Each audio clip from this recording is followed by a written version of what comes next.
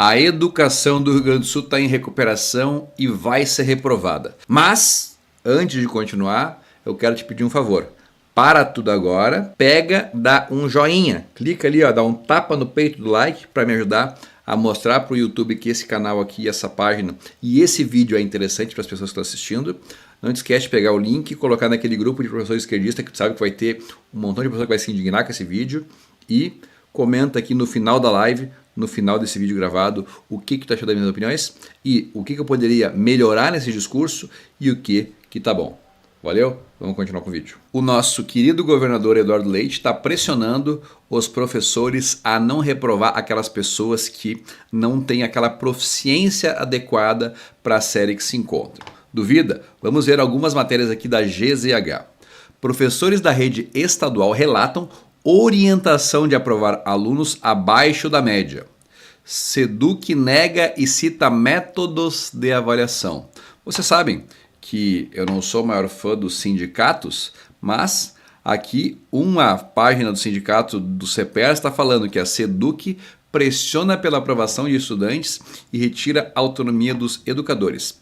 E olha só que interessante, essa matéria da GZH foi feita agora em 26 de dezembro de 2024.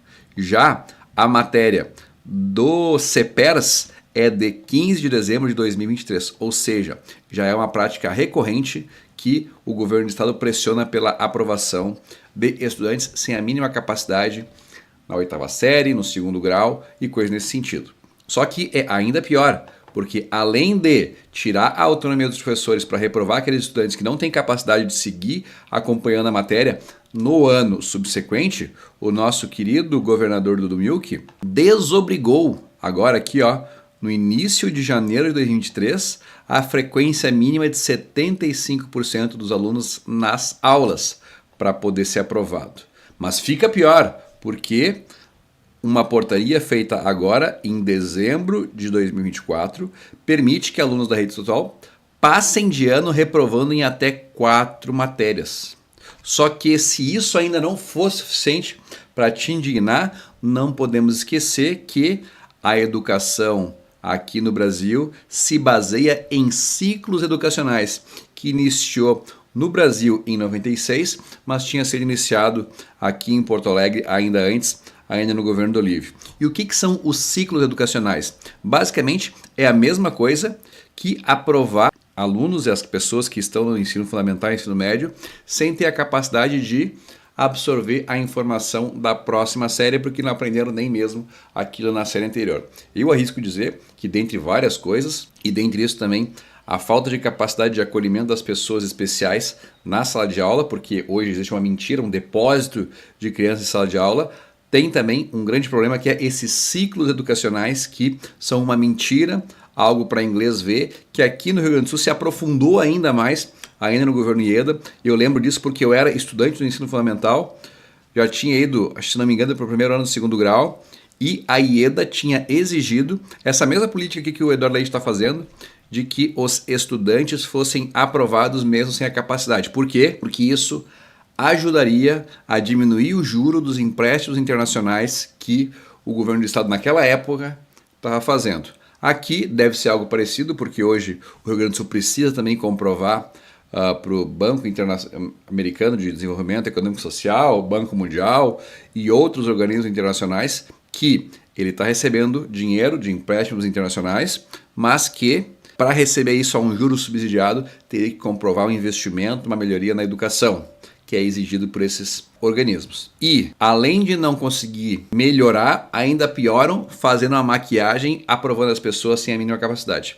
E hoje todos nós sabemos que a educação no Brasil está de mal a pior. Basta qualquer empreendedor, e nós temos dados aqui, mas basta qualquer empreendedor fazer o seu relato, dizendo da capacidade das pessoas que estão indo cada vez mais e buscar emprego sem o mínimo comprometimento, sem a mínima capacidade de ler e interpretar um texto, sem poder fazer contas básicas, porque a educação acabou ficando deficitária ao longo das décadas. Então, vamos falar agora sobre essa questão dos ciclos, da aprovação automática, das 4 matérias que tu pode reprovar, dos 75% de presença que não é mais necessário, da pressão pela aprovação e como isso impacta e tem refletido na falta de pessoas capacitadas para ler e interpretar texto de maneira profunda, fazer contas básicas e ocupar as vagas no mercado de trabalho. Começando pelo início então, o maior problema que eu vejo que nós temos hoje na educação, além da questão da educação inclusiva que não está exatamente consolidada uma solução adequada que contemple as especificidades das pessoas com necessidades especiais e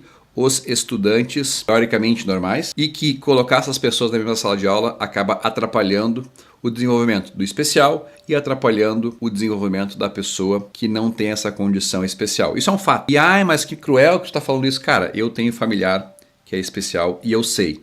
Durante toda a formação, se formou no 2º grau, era uma mentira o acolhimento que era dado para essa pessoa especial, e ao longo de todo o ciclo de aprendizagem dela, ela foi sendo aprovada de maneira automática porque não tinha como se fosse capacidade de aprender, mas ocupava o mesmo ambiente de ensino das crianças que conseguiam aprender.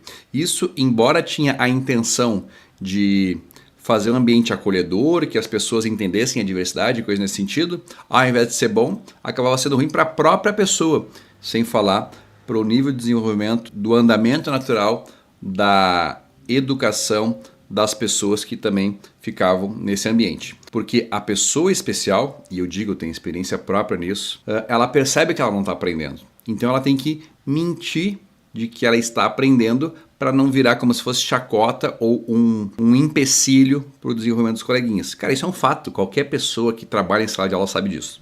Que isso acaba acontecendo e isso dificulta, porque nós temos um professor em sala de aula e mesmo que tivesse aquela pessoa para fazer o acolhimento específico, ainda assim seria dificultoso, mas nem isso mesmo tem. Isso dificulta o andamento normal da sala de aula e ao mesmo tempo coloca aquela pessoa especial numa condição de, como se fosse de vulnerabilidade, de exposição, que ela se sente mal por estar naquela sala de aula. Duvida, pergunta para qualquer mãe de filho especial, para qualquer professor em off que acaba trabalhando com educação especial em uma sala de inclusão, que vocês vão perceber que no fundo é isso que acontece. Pode ter uma grande hipocrisia por trás das pessoas fingir em público que isso é uma maravilha, porque essa política trazida pelo PT dos ciclos educacionais é uma maravilha e a inclusão é uma maravilha, mas não é. Não é um fato. Eu advogo pela criação de escolas especiais para poder acolher essas crianças especiais, assim como era no passado. E quando essa pessoa da minha família tinha aula específica em escolas especiais ou turmas especiais dentro de determinadas escolas, isso acabava sendo muito mais benéfico para ela, para os familiares, porque lidavam com familiares que compreendiam as especificidades do filho e dos coleguinhas, e também pro andamento do desenvolvimento da criança especial e também pro andamento do desenvolvimento das turmas em geral, tá? Mas o primeiro grande problema que nós temos na educação, o primeiro grande problema que é uma merda que foi trazida pelo governo de esquerda, primeiro com o PSDB, a nível nacional e com o PT aqui em Porto Alegre, e que foi trazido mais adiante como uma obrigação. Os ciclos educacionais. E agora eu vou mostrar para vocês aqui a teoria bonitinha dos ciclos. Isso aqui é uma resposta que está sendo usada em um concurso e ela vai fazer uma pergunta e vai definir o que é o ciclo educacional, e eu vou só conceituar com esse vídeo do que se trata os ciclos educacionais e por que ele não serve para a nossa educação. Vamos lá. Vamos ao conceito. O sistema de ciclos tem como base o regime de progressão continuada, que trabalha a organização em uma perspectiva pedagógica com dimensões de tempo mais flexíveis. Cara, o conceito é uma coisa bonita que todo mundo olha e fala, não tem como ser contra isso. Como eu sou contra um regime de ensino de progressão continuada que trabalha na organização em uma perspectiva pedagógica com dimensões de tempos mais flexíveis? Cara, como é que vai ser contra isso? Mas vamos traduzir o que está escrito aqui, ó. Progressão continuada, ou seja, se tu não aprender na primeira série, talvez tu possa aprender na segunda. E como seria chato tu perder aquele teu coleguinha da primeira série, que tu nem vai lembrar o nome quando tu for adulto, é melhor tu te passar. E daí tu vai para a segunda série, progressão continuada. De modo que quando chegar na segunda série, tu não sabe nem direito o que tu deveria ter aprendido na primeira série, e tu vai ter que aprender o que tem na segunda série, sem saber direito a base que te levou à segunda série. E daí, tu chega no final da segunda série com dificuldade de aprendizagem, mas tu não pode perder os teus coleguinhas, que foram teus colegas na primeira e na segunda série. Então vamos para a terceira série. E com isso, na terceira série que a pessoa vai ser avaliada ou não por aquilo que ela aprendeu ou não. Então, o tempo que ela perdeu não aprendendo, porque supostamente a perspectiva pedagógica ela tem que ser mais flexível. Tu pode recuperar lá na frente caso tu não tenha capacidade de aprender na primeira série, depois na segunda e depois na terceira. Tu pode. Mas tu não vai. E os índices de educação, mostrando cada vez mais analfabetos funcionais, têm mostrado isso. Mas essa é a definição de ciclo educacional que foi adotada primeiro aqui em Porto Alegre, pelo governo Olívio Dutra, e depois foi levado a nível nacional como uma coisa pomposa, bonita, inclusiva, higienizada, limpinha, que no fundo afundou a educação no Brasil. Vamos continuar aqui com a definição dela sobre o que é o ciclo educacional. E é justamente essa flexibilidade que as provas gostam de cobrar em relação a essa organização do sistema de ciclos que permite ao estudante ali este processo, né, de respeitar a sua especificidade e o seu ritmo. A organização pedagógica em ciclos garante o respeito à heterogeneidade dos tempos e modos de aprender que caracterizam os sujeitos e amplia suas chances de sucesso. Bom, essa é a definição, isso é o que tu deveria aprender para responder numa prova de concurso. Mas, cara, é só tu ir em qualquer colégio e ver se é melhor para a criança rodar a primeira série se ela não aprendeu, ou ir até a terceira série sem ter aprendido, e daí descobrir que não aprendeu nem o que estava na primeira série, nem o que estava na segunda, nem o que estava na terceira. E o pior, eu olhei aqui depois aqui no site do Governo do Estado, os ciclos educacionais no Governo do Estado, nas escolas estaduais aqui do Rio Grande do Sul, são de 5 anos. Então o cara vai chegar na quinta série e vai descobrir, puta merda, cara, eu não aprendi o alfabeto. Eu não aprendi a ABCD, eu não aprendi a ler e escrever. Puta merda, agora é tarde, né? E vai sendo empurrado adiante para garantir aqueles índices de educação que garantem aquele juro gostoso para o governo do estado poder se endividar com o empréstimo internacional e também aquela pompa de que eu estou melhorando os índices educacionais do meu estado e coisas nesse sentido. O ciclo é a forma como a educação brasileira está organizada, sendo uma alternativa à organização realizada por séries. Cara, eu já acho séries um tempo muito grande. Porque imagina tu chegar no final do primeiro ano e descobrir, cara, não aprendi a ler. Eu preferia que esse período de medição da aprendizagem pudesse ser em períodos mais curtos, como era na minha época. Bimestre, trimestre e tal. E se eu não aprovei no bimestre, eu tenho que recuperar aquilo para conseguir em 2 meses voltar a pegar aquilo que era necessário para eu conseguir seguir minha vida. Quando tu bota um ciclo muito grande, 3 anos, como é a maior parte dos casos, ou 5 anos, como é aqui no Rio Grande do Sul, cara, tu basicamente condena essa pessoa a nunca mais aprender aquilo que ela deixou de aprender e o que ela tem que aprender com aquela base de informação que ela tinha que ter quando chegou na quinta série. É ridículo. Nesse sistema, a proposta pedagógica é formulada a partir da ideia de que a progressão continuada, tomando cada ciclo com duração de 3 a 5 anos, o Rio Grande do Sul tem usado 5 anos, em vez de classificar o estudante ao fim do ano letivo, as avaliações são realizadas ao término de cada ciclo, ou seja, chegou lá no final da quinta série, que já devia estar sabendo já iniciar ali, Bhaskara e coisas nesse sentido, descobriu que não sabe nem somar, nem subtrair, nem fazer divisão, nem multiplicar. Quanto que isso foi bom para o estudante? Cara, foi horrível. É ridícula a educação no Brasil e isso é um grande problema. E agora pensa, como é que são lá os tigres asiáticos? Como é que é Estados Unidos? A educação na Europa? Cara, os tigres asiáticos já estão fazendo ensino de ciências, matemática de nível superior na quinta série. É assim, cara, é assim fato. E muito era assim também, era um pouco mais próximo assim, no passado aqui no Brasil. Óbvio que isso cobra um preço, né? Porque nem todos têm capacidade de aprender. Então isso aumenta, supostamente, né, a evasão escolar, porque o cara chega no limite e não aprende e daqui a pouco ele se frustra e acaba saindo. Hoje a gente acolhe todo mundo e não ensina nada para ninguém. Essa é a prática. Agora vamos ler aqui de maneira mais aprofundada essas 3 matérias aqui que foram trazidas pela GZH, ou seja, a mídia oficial do governo. Essa matéria aqui ela é do 30/12 de hoje, dia que eu estou gravando, 30/12 de 2024. Portaria permitirá que alunos da rede estadual passem de ano reprovando em até 4 matérias em 2025. Cara, olha a tragédia que é isso.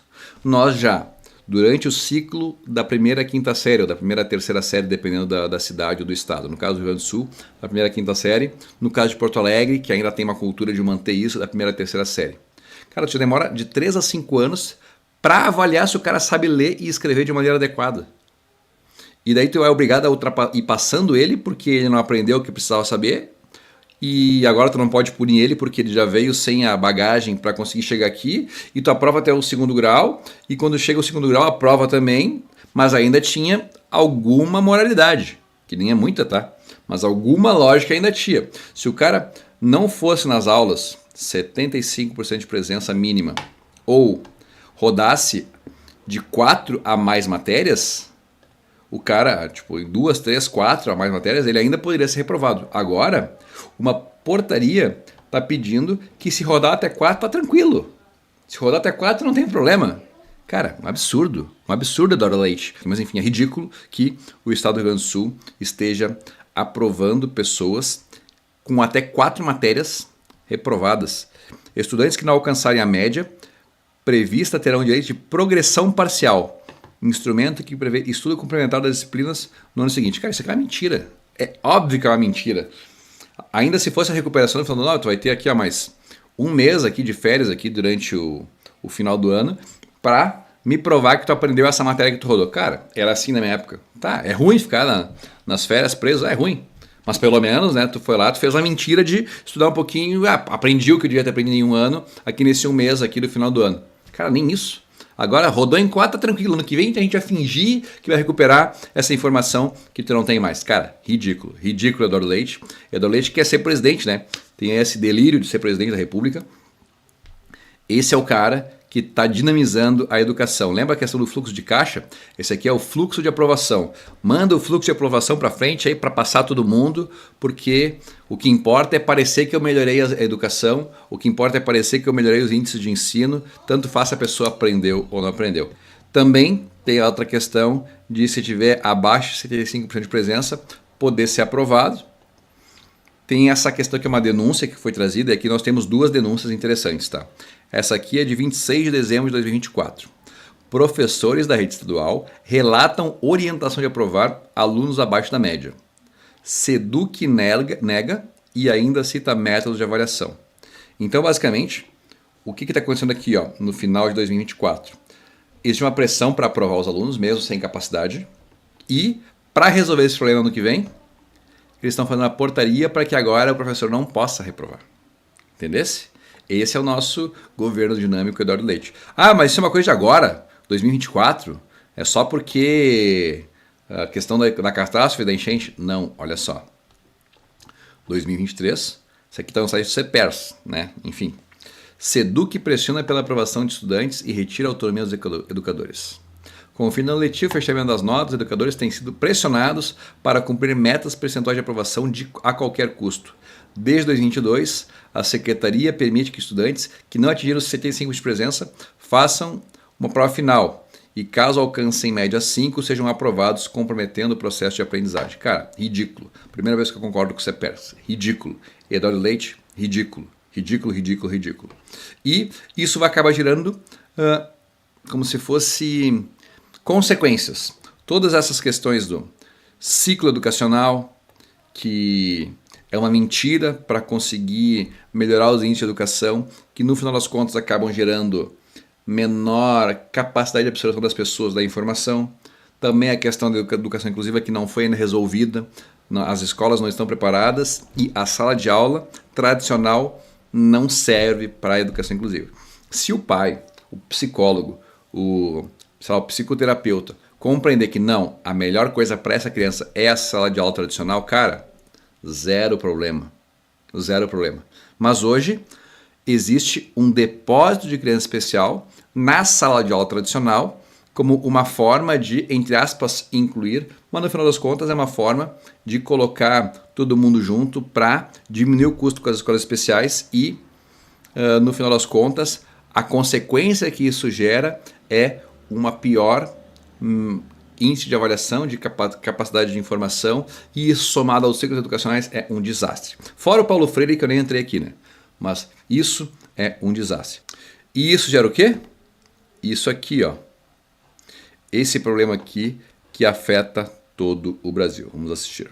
38% dos universitários brasileiros são considerados analfabetos funcionais. Eles conseguem ler e escrever, mas são incapazes de interpretar e associar informações. Não é novidade para ninguém que a educação é um dos grandes desafios que o nosso país enfrenta. Mais que apenas apontar o problema ou ficar reclamando sobre a situação, precisamos agir para termos verdadeiras mudanças para as próximas gerações. Aqui, ó. Essa matéria aqui é de 2016. Aqui, ó. Aí no início do processo de impeachment da Dilma. Olha aqui, vamos ver. Uma pesquisa sobre alfabetização chamou a atenção para a dificuldade que os brasileiros têm para entender o que leem. O reflexo disso aparece no mercado de trabalho. Começamos pela notícia boa para os brasileiros. Nos últimos 15 anos, o número de analfabetos no Brasil caiu de 12% para 4% da população. Se unirmos analfabetos com os que até leem o nome ou letreiro do ônibus, temos os analfabetos funcionais, número que também caiu. Em 2001 eram 39%, hoje são 27%.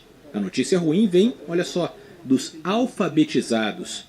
Hoje, 73% sabem ler e escrever, mas 65% têm algum nível de dificuldade. Então, de acordo com a pesquisa, a gente tem só 8% da população brasileira nesse melhor nível de alfabetização, que consegue ler e interpretar qualquer tipo de texto, por mais complicado que ele seja. Agora, se a gente olhar a divisão por trabalho, por área de trabalho, a gente vai ter 3 setores que têm uma média bem melhor, até maior que o dobro da média nacional. São eles, comunicação, artes e cultura, com 26%, administração pública, 18% dos trabalhadores desse setor estão nesse melhor nível de alfabetização, e educação, com 16%. Bom, esses são os melhores resultados nacionais. Cara, 16% dessa população tem educação. Quem é que está formando nossas crianças? Agora, vamos combinar que esses não são números muito bons não, né?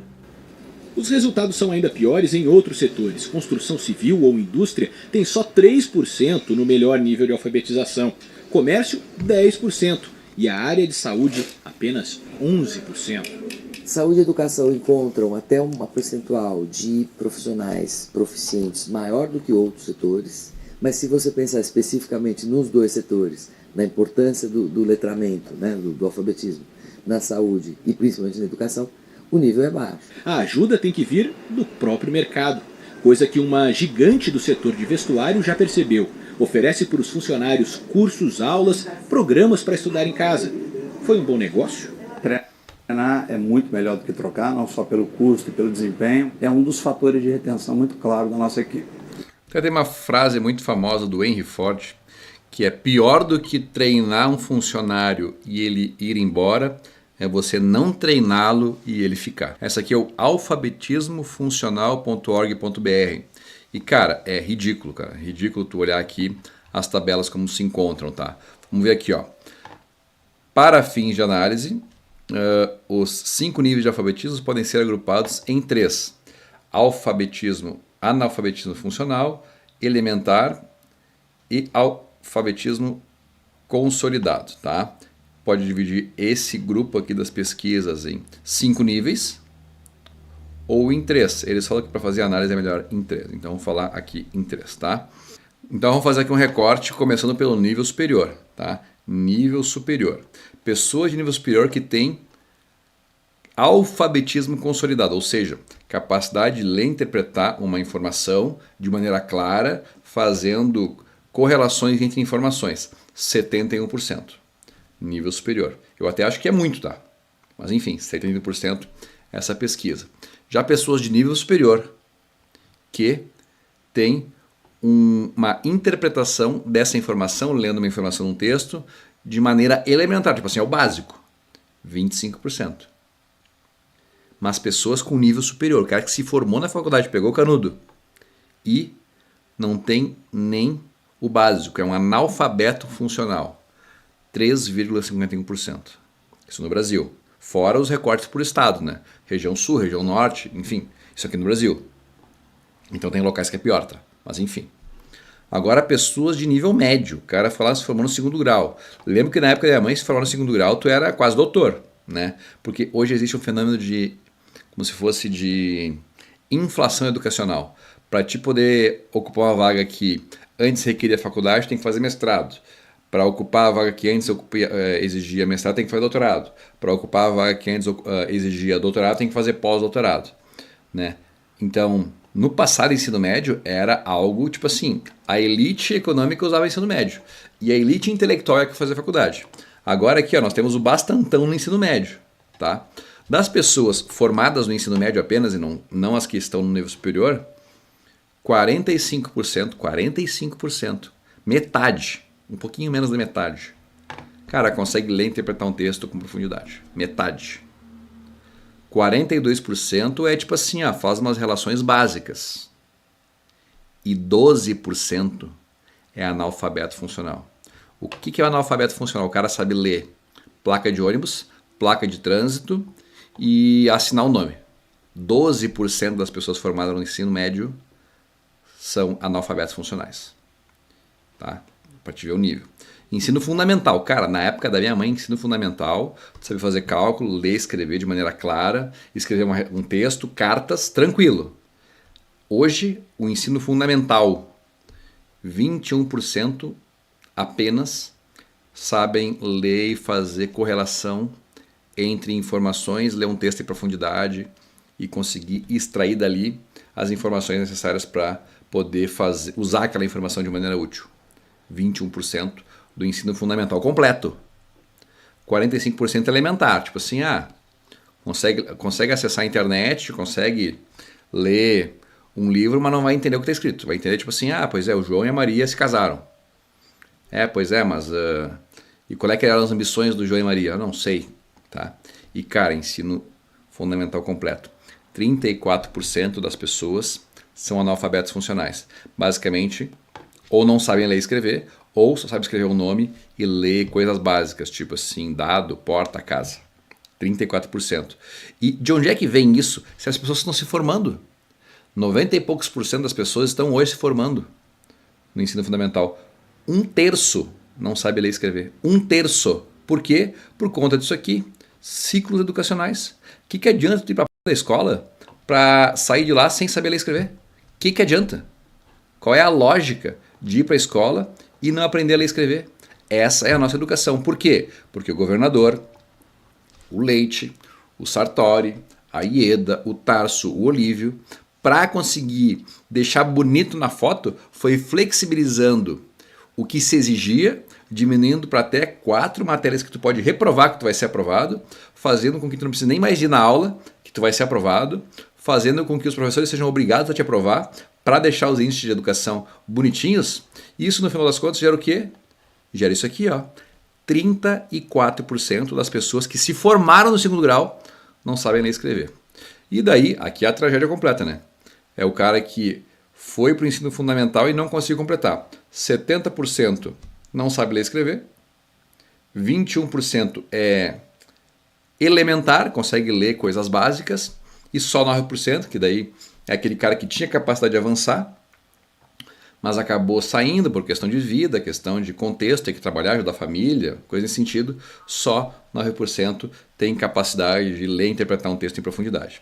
E pessoas sem nenhuma formação, que nem frequentaram a escola, 99% são analfabetos funcionais. Então esse é o quadro da desgraça no Brasil. Até tem recorte por estado aqui, que dá para fazer recorte por estado, mas não sei se tem um lugar que fala aqui sobre a questão por região. Aqui, por região, recorte por região. A região sul, ela tem cerca de 22 a 28, aqui que tem anos, né? Foi 2011, 2015, 2018. Vamos ver só 2018. Em 2018, que foi a data da pesquisa, 1/3, 28%, era analfabeto funcional. 31% rudimentar, elementar. E 41% sabia ler em profundidade. Um número até alto, tá? Mais próximo daquilo que eu esperava ter na faculdade no Brasil. Agora vamos botar aqui, Nordeste. Já passa para 42% de analfabeto, enquanto no Sul é 28%. Mais ou menos a mesma coisa aqui, a questão do elementar, e diminuiu um monte para 1/4, 25% das pessoas que têm uma noção melhor de interpretação e coisa nesse sentido. Aí tem várias questões aqui, tem Norte, Nordeste, Centro, Oeste, tal, Sudeste, tal. Enfim, daí cada um vai ter a sua especificidade, tá bom? E aqui nós temos agora, basicamente, o índice oficial, aquele bonitinho que os governos colocam na planilha, que é o que eles querem atingir quando eles colocam aqui, essas bruxarias aqui, é a tabelinha bonitinha, tá? Passe o mouse ou clique na barra para saber mais. A taxa de alfabetização. Cara, isso aqui é mentira, né? Óbvio. Como é que pode a região sul, por exemplo, a região, bota aqui Nordeste, tá? Alagoas, Piauí, Paraíba, Maranhão e tal, tudo acima de 82% de alfabetização. Como é que pode 82% de alfabetização se tu vem aqui, ó, e tu olha na região Nordeste e tu tem 42% de analfabetos? Não faz sentido. Essa questão da aprovação continuada, que o cara atingiu o título de ter a formação mínima, mas não tem a proficiência, não adianta nada. Então, como é que pode, nessa pesquisa séria, tu ter aqui uma pesquisa pesquisando o número de pessoas, uma base de 532 pessoas, tu tirar 42% de analfabetos, mas nessa pesquisa aqui, geralzona, todos os estados do Nordeste com menos de 20% de analfabetismo.